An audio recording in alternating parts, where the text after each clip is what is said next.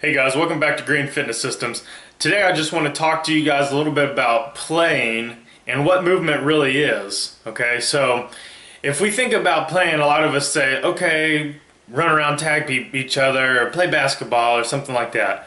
But playing is a lot bigger term, a lot broader term. So let's take play and let's expand that into movement, okay? So play is going to be expanded into movement. Alright, so if we look over on the whiteboard, we see movement, okay? The root of all physical activity, alright? So play is physical activity, so it's going to fall under the category of movement, okay? We should strive to be excellent, efficient movers and not specify in one area.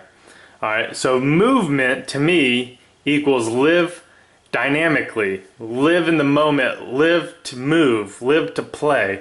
Okay, so I have play highlighted or circled, but I came up with a laundry list of different ways that we can move, right?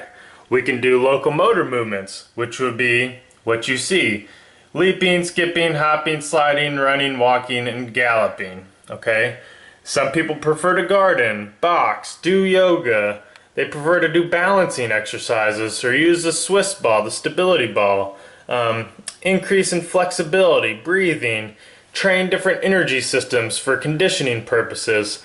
Some people like to challenge their bodies and do handstands and even walk on their handstands, or jump rope. If you remember jump rope for heart when you were in elementary school. Some people like to do, if you can see that, it says lizard crawl. If you remember doing animal movements when you were in elementary school, probably, you know, the lizard crawl and the elephant and giraffe walks and things like that, the duck walk. And then you can do anaerobic exercises or aerobic exercises, which are completely different energy systems, all right? We can do individual sports or team sports. Team sports being your basketball, things like that. Your individual sport would be more of like tennis, badminton, things of that nature. Some people prefer to dance or do gymnastics or weightlift. I prefer to do weightlifting. That really stimulates me. It's my moment of relaxation. It's just where I am. I love to hike. People love to do parkour, cycle. They like to climb. And then we have Paul Chek came up with these primal movement patterns, which would be twisting, lunging, pushing, pulling, squatting, and bending. He said you can take any movement pattern and it will revert back to a primal movement pattern. So you could take a baseball pitch and you can break a baseball pitch all the way down into the different primal movement patterns. Okay, so to me this is what movement is. So play is a part of movement. All right, so we're going to get back to why I'm starting to talk about movement and why I think that movement is an important thing to talk about today. All right, so any more kids, especially younger kids, and you know those kids are now becoming older, so now they're, you know, younger kids and older adults. We tend to be homebound a lot more. We tend not to play because anymore we think of, okay, you need to exercise. Well, most Americans say, okay, exercising is weightlifting or running on a treadmill, and that doesn't appeal to a lot of Americans.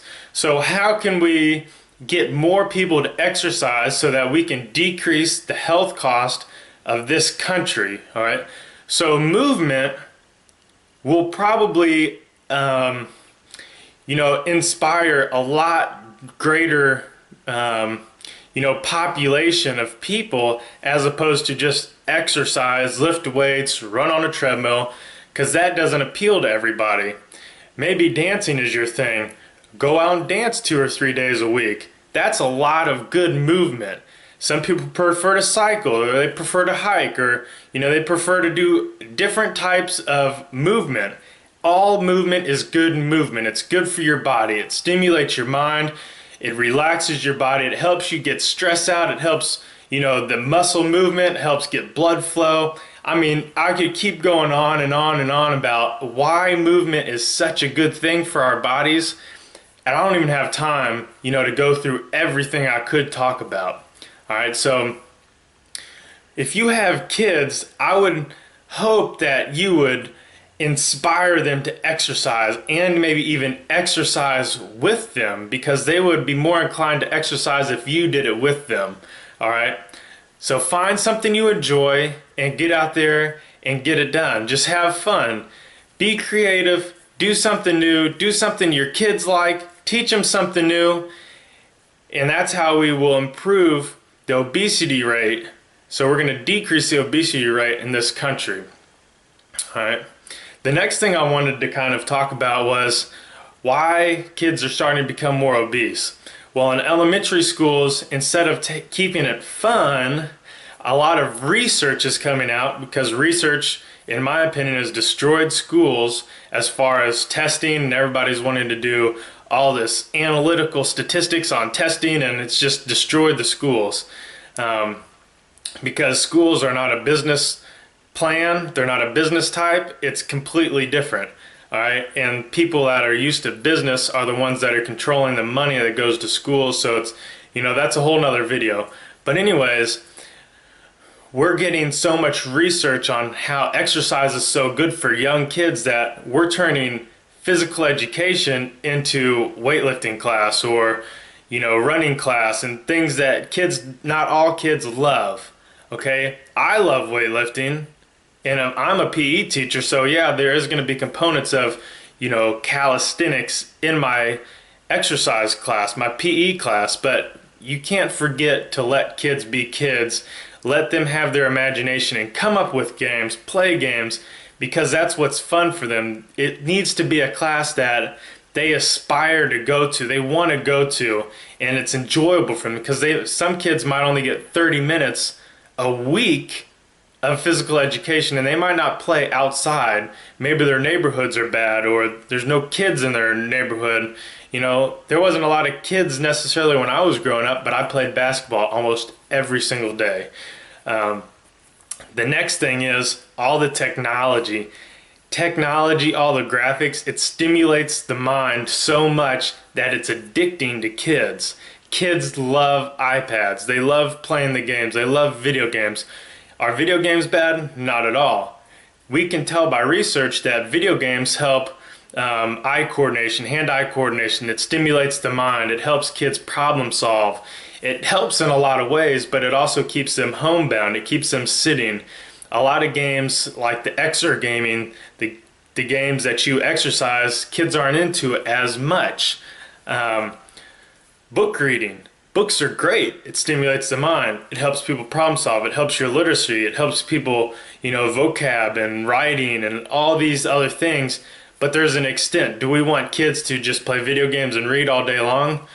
No. We want them to play. We want them to read. We want them to play video games. We want them to do a little bit of everything. So at some point, we have to say, hey, let's go outside. Let's turn all the video games off. Let's put the books down, and let's go just play outside. Okay? The last thing about video games is young children, it stimulates their mind so much that their brain actually hypertrophies, which means getting bigger. It actually hypertrophies faster than their their anatomy allows. So what am I saying by that? Motor development, in human development, I mean, your brain is going to expand or grow at a certain rate. Your skull is going to expand and grow along with it. What if your skull is expanding at this rate, but your brain's expanding, that fast? Well, your brain is going to start pushing into your skull, and it's going to be detrimental to your brain later on in life. And there's research coming out that there's so much stimulation in video games that when kids play at a really young age and they play all day long, that it's actually hurting their brains. So when they're really young, we have to limit their video game playing a lot. and let's teach them how to be kids. Teach them how to climb trees or play baseball, shoot baskets, you know, things of that nature. So today's lesson has all been about movement in some capacity. How we can get people to move more instead of just, you know, having a very broad or very narrow-minded thought of what movement is. Now we can expand it, and now we can, you know, get a bigger population exercising. So this has been the best tip of the day from Green Fitness Systems. I hope to see you guys back, and wish me luck on my big exam coming up on the middle of this month. I've been studying hard for it. Wish me luck. All right, see you guys.